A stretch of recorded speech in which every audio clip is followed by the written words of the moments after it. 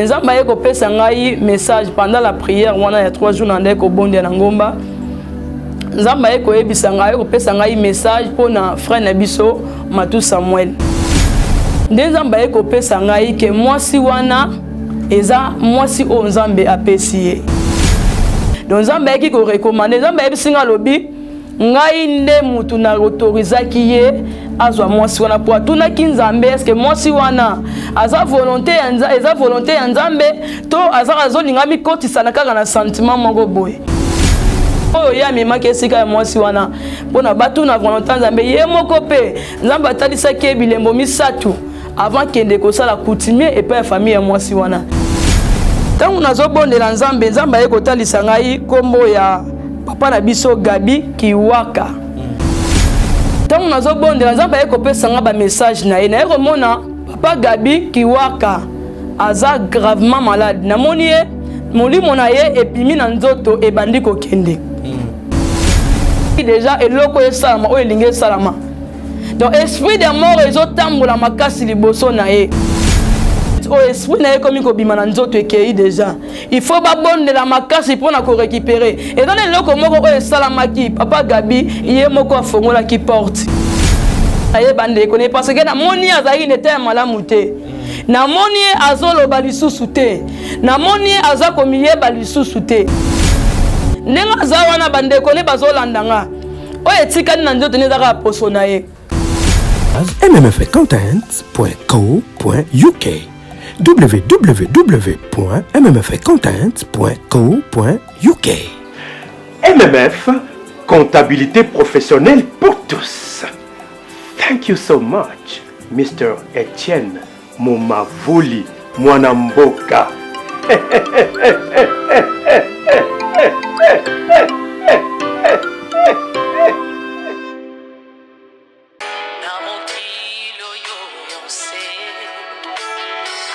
Shalom peuple de Dieu,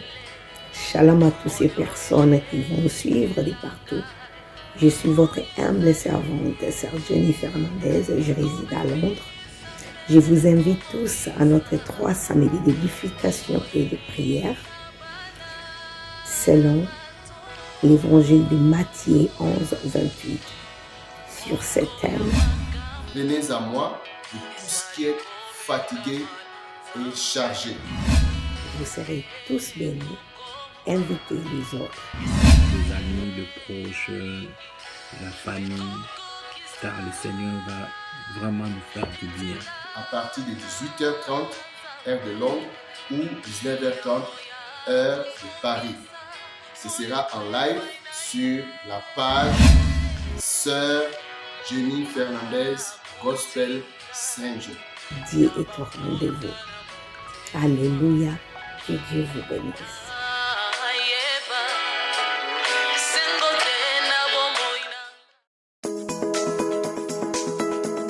Pour une augmentation de la poitrine et des fessiers, utilisez la pommade Tozawatai. Grâce à sa nouvelle formule, mesdames, la crème Tozawatai augmentera vos seins et vos fesses, mais également vos hanches et vos mollets. 100% naturel.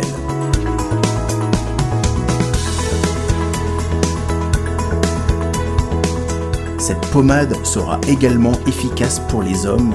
car elle augmentera et vous rallongera votre pénis.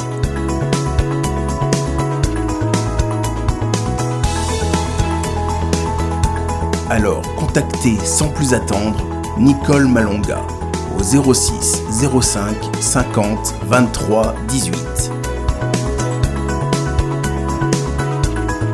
06 05 50 23 18 et via le site internet sur www.tozawatai.com. Une pommade, tout ce qu'il y a de plus naturel. J'ai bis aux télévisions, chaîne Oyo et Kokani na yo. Bozali ebele bokota l'émission de partout na pesi bino mbote. Mbote, bala nyonso ya Chebiso TV. Oui, malamu na mission na bino réponse à nos questions. Yande ko na bino. napesi moyini nanga mbote, moyini bonjour, moyini nanga bonsoir. Bozé Belé, Bokota la biso, napesi bino mbote. Merci na confiance na Chebiso Télévision, la chaîne qui vous ressemble. Merci mingi na ba oyo bolinga biso te to pesi bino mbote. Merci pe na sponsor na biso Yesu Christo, ya mesana ko sponsoriser biso awa na Chebiso Télévision, ndeto le baka la chaîne qui vous ressemble. Merci pe na maman Emily Setimainga mwasi Nzambe depuis Canada, ya nima na ye ko sponsoriser Chebiso Télévision pe na makoki. Merci na orphelinat to moni pe bana bandimi yo maman Emily Setimainga mwasi Nzambe na nyonso ko sala pona ba orphelin pe ba maman veuve. Yo mutema malamu eva na rande epai na yo. Merci pe na oyo babengi bongo Lidi Mukadi ma femme, félicitations. Nzambe apambola yo na nyonso ko sala pe pona Chebiso Télévision. Bandeko babolingo lelo toye na 3 actualités. Toye na actualité bongo ndeko na biso Matu Samuel. Balobi ete ye musala na ye ko bala basi après ko bala basi bakufi. Auti pe ko bala. Matu ya Matu. Tika mo mukeko s'il vous plaît. Kasi Nzamba lobi pe pona libala yango. Est-ce que Nzamba confirmé to pe Nzamba sengi bakabona. Toza na actualité pe mususu ya ndeko na biso comédien Gabi. Donc depuis Mikili, il y a Kenda Poto à sa succès, groupe évangéliste, boye bien biso bon sotoye bien très bien. Place Kenda toye baraté, kasi Nzambe alobi pona ndeko na biso Gabi. Tokoka on a émission lelo. Toza pe na actualité mususu e Italie empoisonnement, ya maman na biso maman Siara Mboyo parce que yene toko ya ma émission lelo. Kasi yambo to ma émission lelo na pesi mbote na ndeko Jonathan Mukadiye azabo na prise de vue. Merci na dirige mon solo du côté montage réalisation, to moni pe Elias akosala montage et pour réalisation, assistance il y a prise de vue et puis na ndeko na biso Chris Bazaliwana bakosala mosala kitoko na Chebiso Télévision. Merci pe na ba oyo ba pesa un plus to pe ba contribuer à la évolution ya Chebiso Télévision. Et monsieur Bandi, maman Siara na pesi mbote. Bonjour papa Chiki Mukadi. Shalom pena bana Nzambe nyonso oyo bozwi libaku ya kolanda biso tikete Nzamba lola pambola bino na kosepela ya mboto bande émission na biso ndenge kaka tomesana togumbi mitu na biso kokumisa lisusu Nzambe oyo andimi kokutanisa ngana na mokolo ya lelo tobondeli Éternel Dieu tout puissant de très de miséricordieux kombo na yo sans olama kombo na yo netolama kolo moko taeke pa na yo azonga lolenge ayaki Nzamba lola te recommander émission ya lelo entre tes mains. Maïnyo sotoko solola tikete molimo santo na yo a diriger biso pe ya kamba biso. Puissance nyonso o ezali ya yote ezala musika na biso dans le nom puissant de Jésus-Christ de Nazareth to bonde libongo. Merci Seigneur Jésus-Christ. Amen. Amen. Maman Sarah, obigi na batanda kwati maman Sarah yesusu. Est-ce que moi si ya ex-femme ya Matu Samuel abimeli maman Sarah Mboyo? Est-ce qu'il y a un message au Yeli, peuple de Dieu, ni ni même na plateau chez Chebiso Télévision, lelo poété au peu ça message oyo aux anango. Merci beaucoup na bana Nzambe nyonso oyo bo message kolanda biso mikole beleta musubo monaki maman Sarah Mboyo azomona na lisusu te maman Sarah Mboyo azalaki empoisonné.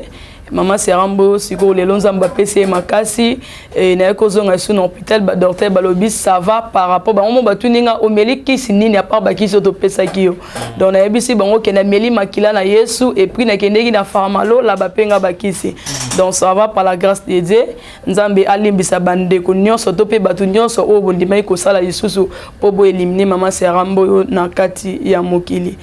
Merci beaucoup Nzambe apambola bino nyonso o bozolanda biso na ngonga oyo nazalaki na kati ya prière après kobela nazwaki temps ya kokende su ngomba tango ba docteur ba ebisinga ke santé siko ça va ba komelenga les quelques ba vitamines on ko mela pona ba anticorps ne bande ko déranger ngai par rapport à poison on nazalaki nango tant nazo bondela na ngomba na kende ko bondela pona opesa Nzambe merci lolenge oyo ya poison ezalaki na nzoto pe tant on a keso hôpital après 2 semaines ba médecin ba docteur ba lobi bazo kamwa ke de bakiso ba komelenga ya 6 mois kisi ni na meli à part bakisi na kende ko pesa Nzambe matondi pe ko kumisa kombo na ye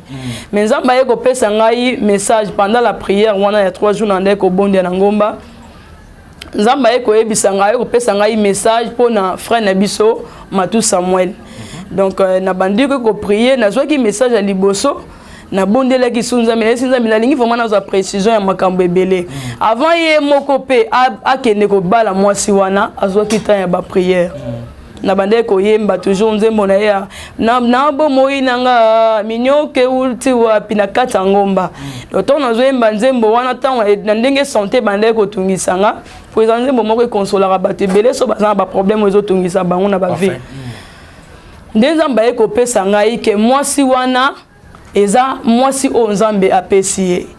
Donc par rapport que na makambo nyonso ya uti koleka nango azoki peta ko prier bato musu ba condamner pona nina bali pona nina salibu aoki pe kozala obima na basi mususu mena ndenga kulisi bato ba oyeba te ke azosala ngo aoki poza mwasi moko atena ndako abali mwasi wana pete mais mwasi wana azolambele azofanda naye azosba osala naye tout oyo mwasi babali asala na kati ndako ya libala. Mais ce que zolinga go vivre na hypocrisie wana te nde ake abali ye moko pa vakende ko bime pa famille ya mwasi wana azwaki ta ko bondela Nzambe. Donc Nzambe yaki ko recommander Nzambe yebisinga lobi ngai nde mutu na autorisaki ye azwa mwasi wana po atuna kinzambe est-ce que mwasi wana aza volonté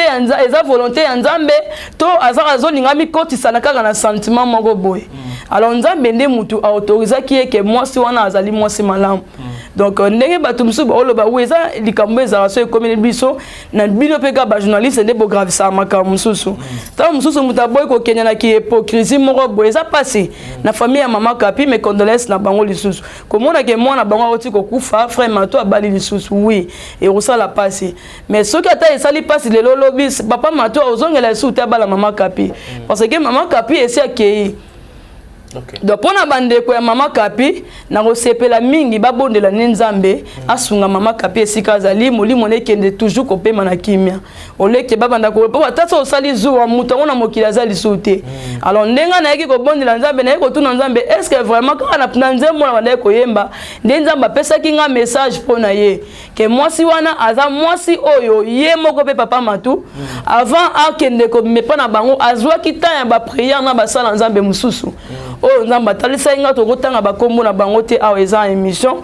Donc Nzamba recommanda ki epe apesa ki message na basala Nzambe oyo ya memaki esika ya mwasi wana pona batu na volonté Nzambe ye moko pe Nzamba talisa ki bilembo misatu avant kende ko sala coutumier et pas famille ya mwasi wana ke aza mwasi na ye. Donc pona bana Nzambe mususu tozala te tokota makambo musu oyo ezake ya lobi boye pona nini asali boye eza makambo ebele komela bato na ba vie to tuna rato kanga ezaki ndoki eza boye oui pona ndenge sami frère matu bato nyoso ba mona ngo kaka ndenge nini mwaso akufaki ndenge nini mwaso akufaki Nzamba révéler te point ni bashamba okufaka ngai na pesi message oyo mambo ebele eza koloba papa matu ozolanda ngai soki ozali oloyoki émission oyo bato nyoso pe bakolanda vidéo oyo bo partager yango massivement na ba message mususu o Nzamba pesinga na yebisa ye moko papa matu na koloba ngo na télévision awate. Donc soki na lobby oyo ya libala ya mwasi na ye parce que total yango mingi na ba réseaux sociaux et comme bato ba lobela ngo trop yango na yeko pesa bana Nzambe na yeko yebisa bana Nzambe ngana ye papa matu te na mona epete na sebela na banzembo na ye par rapport ndenge ayembaka mais message o Nzamba pesinga ke mwasi wana azali mwasi ya vie na ye. Donc message na yo memela bana Nzambe yango wana. En tant qu'un homme de Dieu, Moussa Nzambe, servant de Dieu, voulait dire, conseil nous au sa papa Matou Samuel. On a en tant que Moussa Nzambe. On a la caméra, au lobela, papa Matou. Pour tout royo, ceux qui na l'habité qui est à Bongo. Pour tout robé, salami sous kan n'engizana, te on est comme le musus. yango na oti koloba keza na makambo ebele o Nzamba recommandé pour na alliance wana ekatana. Donc o ezaki azui moso akufi azui moso akufi. Donc na koki koloba ngo na TVT papa matu bisiko ozolandanga numéro mama Serambo eza affiché obenginga so yo roya te nga na roya ti place oza na kopesa ba message o Nzambe ayibisinga na ebisa yo. Donc eloko na koloba yango wana mambo eza ebele o Nzamba ayibisinga na koki koloba ngo te na télévision po eza vie privée na yo to kobondela Nzambe to yebike Nzambe oyo ya recommander ke mwasi wana za mwasa vie na yo Nzambe wana pa kopesa biso ba directive nini o to koki kosala na yebike madame o pe ya ndeko na biso Matou Samuel oyo ka makambo ebele ofingama no kuto fingami te ofingama please koleka. Donc mobali oyo bali aza musala Nzambe mobali oyo bali aza star ayebani yo pe ndenge oza bongo okoti parmi bato wana donc faut zala motema munene bien sûr bakofinga bien sûr bakotola nyonso ekolobama zala motema munene zala motema kosupporter et puis zala na secret makambo na yo eza makambo obetela mutu nyonso te mutu azoya pembeni na azoloba makambo so yebi oyo azoya te ayoka oyo koloba po lobi bakende kosala ngo bemission lobi po bakréer bamakambo mosusu il faut zala toujours na vie de prière bondela mpona mobali na yebi koza mosa mabondeli Nzambe atalisaki nga oyo yo ozali zwa temps ya prière bondela mpona mobali na yo bondela pona bana na yo oyo yo okuti na kati ya libala zala toujours maman okuta bana misuba ya mikolo okuta bana misuba bala basala pe bavi na bango donc mutu na mutu akozala na comportement na ye na parmi bandeko no nyonso bauti kokende batikaki biso yo ifo zala motema munene ifo zala motema kosupporter atoki mona ganyeli ozelaka nde esili osola na mona bana pe bakorespecte yo tonke mama de loko nakoki kopesa moi conseil mpona madame na ye mpona frère Matou Samuel kotika Nzambe te quelque soit bakofinga quelque soit kotola yo zala toujours na présence en Nzambe message nakoki kopesa bango yango le reste etikali numéro na ngeza affiché à lukanga to solo voilà toleka na deuxième message ozali bongo mpona ndeko na biso Gabi oyo atika biso mwa moke akenda na mikili ya poto ama koévoluer kuna tokaki akota libala bamusicien bacomédien bake poto bakomi carrière na bate mpona nini okoki mpe koya nini ndeko na biso Caleb basalaka président Caleb ayera moi a joué ça la moi bien le bino bokenda bomi na bino na bino bokovana na poto en tout cas bomeka kozonga bo prestaka ça la moi bien visibilité na ça la bien parce que si bokenda ki poto eza pona musala wana le bino siko bozwaka bomi musala wana bokovana na bino na poto boko saka yo quelque part ils ont mal à monter. Maman Siara, message nini oeli peuple du Dieu. Merci beaucoup papa Chic Moukali, merci beaucoup pe na bana Nzambe nyonso. Na ba message ngana yebeki na bande ko prier quand na ndoloba. Tant on a outil prière na yeko zonga na ndako. So na zongi na journée on a na zoratin prière na linga okende ko sambe na ngomba parce que ezanga na ba concentration musuko leka na ndako. Ndako yo ka posa na chambre moko mikanga mais bazo déranger au kaka tellement to za pe na bana mike moi déranger mes en raté. Tant on a zo bondela Nzambe Nzambe ayekotalisa ngai kombo ya papa na biso Gabi Kiwaka. Nazo bondela na tuni Nzambe abisinga Nzambe abisinga kaza artiste et comédien. Na bandi ko prier na binzambe nazo beso mutongo te. Nzambe ayekotalisa nga image ya papa Gabi oya journal bandai ko tourner na groupe na groupe mongo bando le kaboeza papa groupe évangéliste ya papa Kiro papa Devos na pesi bango bambote bisika boza Nzamba pambola bino tant nazo bondela Nzamba ayekopesa nga ba message na ye na yekomona papa Gabi Kiwaka aza gravement malade na moni ye molimo na ye ebimi na nzoto ebandi kokende tango ebandi kokende na bandi kotuna Nzambe na bime mutu oyo alali boye batu batondi mais bato musu esika bazalaki na kati hôpital bato musu baoseka bazosala fête mais ye azolela pasi azomiyeba lisusu te mais na moni esika azalaki on dirait aza na hôpital ntango nazobandi kobondela Nzambe ayebisi ngai ndeko oyo moni azalaki évangéliste abandaki kosalela ngai Nzambe bandenge même si nde batosala basala batéâtre bongo il y a des bapièces musu oyo eteyaka biso otali ke loko lingo sala mabe metango landi théâtre moko boye omoni ke sungi yo pe okoki su ko sala mabe to biso na sala loko ekoki pe ko manga na nzela mususu Nzambe ko pesa nga message pona papa Gabi ayebisi nga lobi to bondela makasi pona ye ezana ba message mususu Nzambe apesi nga na olobango pe awa te do bandeko ne bisika bozolanda nga bobengi nga to bondela Nzambe so bobengi nga to bondeli Nzambe Nzamba kosala ngolu papa Gabi ya obika parce que maladie ezobundisa ye eza maladie moko spirituelle papa Chic donc nazomona bandi abimi déjà na kati ya nzoto na ye ok esprit de mort etelemi liboso na ye mais eza na kati na lisanga ya bato oyo babongisaki déjà eloko esalama oyo elingi esalama donc esprit de mort ezotambola makasi liboso na ye nayebi ke ba video oyo ekotambola même mpona bandeko na biso baartiste et comédien ya kini oyo eta ya poto partout dans le monde so olandi video oyo partager yango mpe na bagroupe na bino partager yango mpe na bandeko mosusu Nzambe ebisinga lobi tala ndenge na minute oyo esprit na ye komi kobima na nzoto ekei déjà il faut babondela makasi mpona korécupérer ezana eloko moko oyo esalamaki papa Gabi ye moko afongolaki porte et puis baconseiller esika oyo abandaki kokende kobondela eza pene esika moko ya bamakambo oyo efongwamaki na vi na ye il faut azala toujours babonde la pona ye bande connaît parce que na moni azali n'était malamu te na moni azolo balisusu te na moni azako miye balisusu te ngana na bon ezakala to lobike kokolo bake trop ke oyebiete ta monsieur oza passe to bande ko tola bango tant to zaki na miketo okola alors na moni azako miye balisusu oya azate do bazu esprit na ye nenga zawana bande connaît bazolandanga o etikani na ndoto nezaka poso na ye bazwi esprit na ye balongoli yango e bate yango esika moko na osepela ba famille na ye o bazolandanga to bondela nzambe na ba directive o nzamba pesi biso papa Gabi aobika pe aotato la monnaie na nzambe peta nzambe bazoloba ke aza mosali na ye mezane loko moko oyo efongwa meki sala yiki azala musika na nzambe yango tangu to bana na kaboye okoki pe kokutana na mwasi ya malamu okoki pe kokutana na mwasi ya mabe okoki pe kokutana na mobali moko ayekaka po adétruire vie na yo okoki pe koya kokutana na mobali moko ayekaka po adétruire eloko nzambe atie kati na yo so bakombattre oyo bakoki te bakoleka pe na nzela mobali so bakombattre oyo bakoki te bakoleka pe na nzela bana so bakombattre oyo bakoki te bakoki pe koleka na nzela bato baza environnement baza pembeni na yo no ba message eza ebele na okolo bango na télévision te mais bande ko na biso ba comédien même au boza na carte Afrique même au boza libanda ya mboka ton meka ko bonde la pona ndeko na biso Gabi ma nzambe eza likola ba moina ye ma nzambe ekita likola vi na ye soki ka to sengi ma nzambe to sali ba directive on nzamba pesi ba prière ngana obonde la pona ye soki membre famille na ye moko bozolandanga na ngonga oyo limango nanga eza affiché to bobenga nga to robondela nzambe nzambe wana akoki soka bobengi nga to bondeli nzambe wana pa kokitsa mawana ya likola papa Gabi au moins ke bino moko bozwa décision ta musu ya robenga te ta musu message ye me bon négliger yango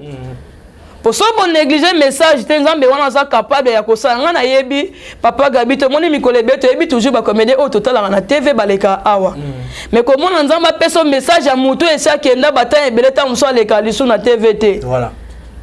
nga mota na yoka ikomo na bande suko yeba te na bande suko yeba te na ko tuna nde ndeko moto zaki na bia na so est-ce que yebi mutu moko na sa théâtre na groupe boye singa oui abano sa théâtre boye bandi ko expliquer nga nde siko na obi c'est que message ba comédie pour message ba ko ndoko c'est ça Gabi ndeko na biso Gabriel autant na ki Gabi na binzambe est-ce que ça Gabriel Gabi ya Gabi évangéliste oui na bande ko c'est nazo précision oui na bande ko linga nazo précision nango donc yango lokwa nazo précision on a ko ebisa bino bande ko na ye ba comédie to bonde la pona ye parce que ndeko na biso na moment o tozo solo la azala vie et la mort. Donc message na ko pesa na bango yango yo le reste etika na ko lo bango na télévision te bande connaît o bolanda vidéo oyo na sengi bino penda bolimbisi bo benganga to meka ko solola to sala ndenge directive on nzamba pesi biso bato ebele pe oyo babika na ndela mama Serambo ezaka te toza pembeni te même na distance nzambe wana za capable rokende pe ko bikisa ye. Voilà. Merci beaucoup. Maman Serambo yo nalingi tous les cas qu'on a troisième motuna on a linga na oba ki moi moké pour na marmitali poison tu vois qui paraît que batela que poison est-ce que maman Serambo yo a un problème na batu batela papa chiki poison et où tu vois. Merci beaucoup nzambe apambola pe bandeko nyonso bolandi biso papa chiki nazara na problème na batu te yo yebinga bien nazara vraiment na problème na batu te nazala taso na yebike moto aleka émission finga nga meso na ina plateau na kuti bango bazana na pesa bango mbote donc nazara bon na problème na batu te nazara ki na ndaku na moni journaliste mora benginga ayebisinga ke fa no benganga mo mingi photo sa na émission souvent nazala soki moto alingi to sa émission na senga katindela nga lien ya chaîne ou asala émission donc journaliste wana ayaki kotindela nga lien ya chaîne o ya émission o ya banda ko sa na chaîne moko songo les appelle chaîne na muneto otanga kombo nango en émission te tant on a moni bango ya bisi bango boya na bureau to sa l'émission déjà na butu wana avant déjà bango baya nzamba dans nazaki na prière nzamba esenga ke na kuta na mutu te na journée lobby ezala ki pe journée o na yambaka na kati ya bureau on a yambaka mardi na vendredi tellement ezala ki mardi na ebisi bantu bana na ngana kombaki na statut na ngaka journal lelo no yambate. Bon, ngamo on a le baquetan mususu on a zala qui distrait na o nzamba ebisaki nga na que mon attend musu ba journaliste bango ba na problème peut-être que ça na bango émission. Parfait. Alors tant ou baye to sali na bango émission en pleine émission na micro o baye ki nango cravate ezala ki empoisonné nzokande journaliste wana esa longwa na ye na chaîne wana akoma na chaîne ya prophète moko to tanga kombote ndamba limbiso bisiko zali. Tant baye to sali na bango émission tant to bando sala bango émission na yo ki sikoyo sont esprit abandi ko yebisanga makambu oyo bayebisa kinga na butu. Na ebisi bango bandeko wana bazalaki misatu. Na ebisi bango na biso sali mutu na vie mabe ozwe lokote. Lelo kote la mutu pardon mais soki nzambe alobi ke mutu wana alongola mokilité jusqu'à là ngai nzambe na ko décider likolo na ye. O boma mutu wana te. Atuninga maman lobi pongo pona ninga bi non lobi kana bando sentir palpitation. Na ebisi secrétaire nanga zalaki wana divine Congolo na pesi o bambote. Na ebisi longola fongola ngai soutien nazo ka bien te. Tellement nataki libaya fongolinge tirette na bando sentir palpitation en pleine émission boy. Na ebisi bango nazo ka bien te. Mais aussi c'est émission na bino. Tant na lobaki na bango déjà bongo ba se panika ki journaliste tuningo maman lobi bongo poaninga bino na lobi na kaka. Et après émission ke esili tant ka ba ke ina bandi ko ka palpitation libu bando lekanga na bando sanza na ko kalisote tellement na zaranga mo pe na banti poison na zui ki si anti poison na bandi ko bela wana na journée ya mardi mercredi na yo kende na lali na bengi docteur na na zo ka bienté ay bisenga so moyeza lo lekana pito do sentir na bi ozonga bi na zo ka so ezo ka ukanga na mnoko so na bwa ki so iboso yesu na mnokote mnoko ezo ka ukanga na zo ko na zo ka sek na mnoko et singolé qui banga bi non na liete banda tonga na bim pété na zana bureau mercredi na ngo jeudi na yoko kende pas médecin médecin yo sala nga test ya monique na za empoisonné na yeko longa pe wana ko melinga bakisi musalo bi na nga netindo soki o sala test mususu pona kende HG na otindo sala test musu vidéo mo na sala ki na bi na za na hôpital santé déranger nga na sala ki vidéo tango ba bisinga ko za empoisonné na bimi. Na ko kende sous na 50 ba salinga même examen ba moni ke na za empoisonné nde ba komela nga bakisi na somi bakisi ba singa na mela bakisi wana pendant 6 mois mais après ba ndeko sala nga ba effet moko ya bien te donc ba komela nga bakisi tellement na yiki na église mo ba benga na Goma na ke nous sala témoignage ndenge na kufa ki na lamuka ki ba don on nzamba pesa ki nga église wana ba sepela ki balinga ki basala ki convention na bango balinga nga na kende ko sala témoignage kuna na yebisi nzambe na za maladi mena oke musala na yo na yebi peke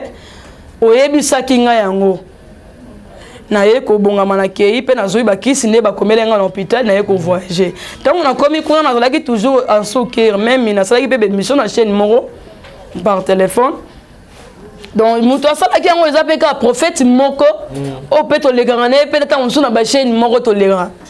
totanga kombote yende mutu asalaki yango ok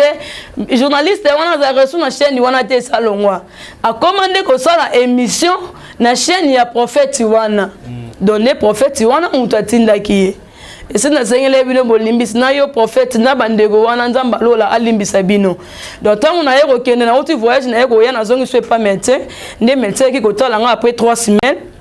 ayeko tala nga ebisinga à part bakiso to komela ki donc nzamba za nzambe on ko sela nzambe za kitoko makasi donc so seli nzambe na bosolo nzambe wana ko permettre ba onyoko la kanzoto na kasi molimo te donc to mona ki job ya leki na ba souffrance ba biloko ne eziki bana ne bakufi ba biloko ba bibole na nyonso ebebaki mais nzamba ayebisaki ayebisi satan na lobi oko simba nzoto na ye kasi molimo botika lo simba ngote yango moni même santé déranger ngato na ko zongo hôpital médecin tala lobi nga à part bakisi autopsie yo bakisi nini omelaki lisu na MC bango kende kende na pharmalola bapenga bakisi médecin seka bi ozo seka mambo sala ozo seka na bise ba pharmalola pesenga bakisi et puis na meli makila na Yesu donc ba yeko sala nga isu deuxième test ba yeko mona poison ezali su te na nzoto yango na yeko ebisa na bana nzambe à chaque fois to osali likamoko mabe na miso nzambe to nzamba lobino loko moko sali yango te zwata ya ko bondela ya ko fuka ma ko senga ma na nzambe likona yo ebisa na nzambe papa na zalaki distrait to lo lobaki na ngali kamwe na yo kaki yango te nzambe wana za capable ko limbisa biso mbala na mbala ko limbisa ka biso so to sali mabe to yo liboso na ye Voilà, merci beaucoup maman Sierra Mboyo. Mot de la fin pour cette émission d'aujourd'hui. Le basso qui est alimini pour tout le monde dans cette émission. Merci beaucoup. Nabana nzambe nyonso oyo bozili baku ya kolanda biso na ngonga oyo nzamba lola pambola bino. Oza na problème nyonso ezotungisa yo olobi mama Sierra Mboyo na bondeli pe mingi nazoza ba solution te na bondeli pe mingi nazoza solution na kobota na nga te na libala na nga na ba dossier na nga bando ya poto makambo ezo simba te finance na yo bato bola ba sete na maboko na tozi mbongo sa na mbongo loko te oza na ba problème nyonso oyo ezotungisa yo limera mama Sierra Mboyo eza affiché obengi nga to kobondela nzambe nzambe akopesa biso ba directive na ye to kobondela okotato la monene na nzambe ndenge pe bandeko mususu wana bazotato la monene o nzamba zosela bango na nzela ya mama Sierra Mboyo. Merci beaucoup nzamba pambola bino nyonso. Voilà, mesdames, messieurs, on est à la fin de cette grande émission Police de Star. Merci beaucoup à toi Jonathan Moukadi pour la prise de vue. Merci na réalisation na yo na bino, voulais-je dire, il y a Denis Mosolo, Namoni Bongo, Elias, Namoni, l'assistance, il y a Chris, Ndeko Chris, dans la prise de vue. Merci na ba oignon so ba ngarabi so tebi so to lela bino fort. Ba ndeko ba bolingo, ezali bongo message ya maman Sierra Mboyo, la prophétesse, ya lobi ete esengeli bongo ndeko na biso Gabi o azali bongo na groupe ya évangéliste, hein, groupe évangéliste à l'époque. Si tu moi si tu ba Gabi na bandi ba photo pe ba illustrer tant to roloba biso bonso to ko se souvenir en ndeko Christian nani Gabi bazaki na ba Kiro bazaki na ba Devos Marie Hélène bazaki ba moi belé à l'époque bando sala ko se pelisa biso dans groupe évangéliste na bandi oyo sulinza ba ko sarate tango lobby et sengeli parce que yé maman Sierra asa na pototé ne mainza ba ebisi pour na santé pour na biso Gabi nzamba ko sarate voulait dire tu occupé message ndeko na biso Matou Samuel la bandi ndeko Matou Samuel ayoki akosela pe mainzamba lobby merci mingi na bandeko nyonso oyo ba mesala ko na biso awa na Chebiso télévision ndetol baka la chaîne qui vous ressemble. Merci pe na maman Emily Seti Mainga